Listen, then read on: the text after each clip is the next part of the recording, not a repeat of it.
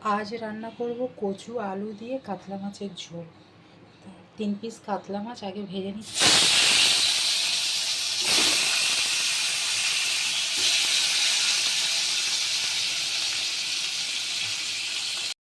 মাছ ভাজা হয়ে গেছে, এবার আমি তুলে নিচ্ছি।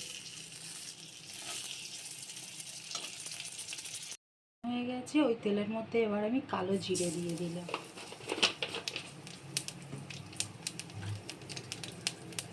এবার টমেটো দিয়ে দিলাম, আর আলু কচু কেটে রেখেছিলাম দিয়ে দিলাম।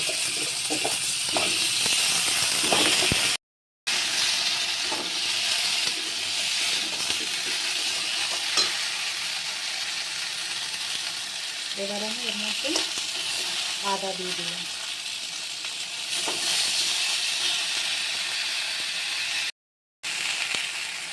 নুন দিলাম,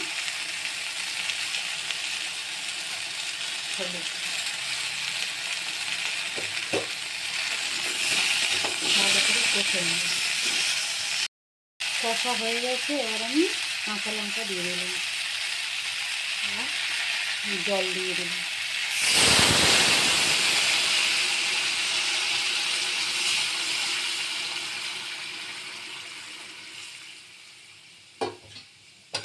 এবার আমি এটা ঢাকা দিয়ে দেবো।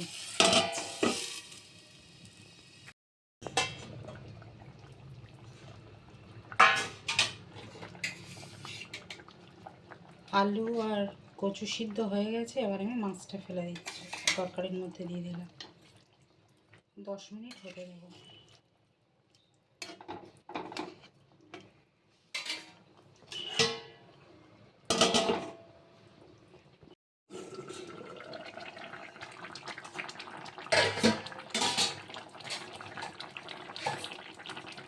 আমার হয়ে গেছে রান্না। আজকের কিন্তু আমি গুঁড়ো লঙ্কা একদমই দিইনি।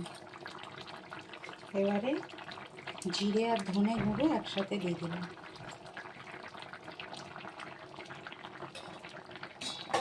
খুব সিম্পল রান্না, একদম হয়ে গেছে আমার কচু দিয়ে মাছের ঝোল, কাতলা মাছের ঝোল।